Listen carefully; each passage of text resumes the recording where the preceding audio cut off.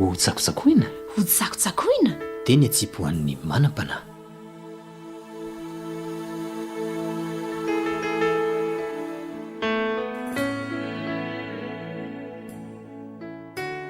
mety andavoanao ny fiainana, andrandrao ny masonao, izy tompo hitarainana.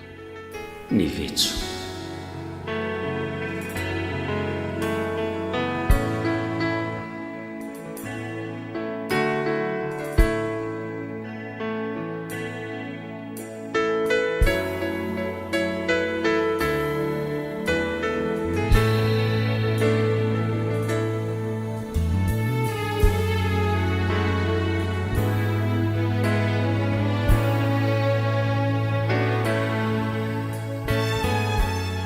azonao taony manaraka izany isan'andro ao ny radio nasionaly malagasy isaky ny amin'ny 1 maraina sy ao amin'ny televiziona nasionaly malagasy isaky ny amin'ny 10 maraina.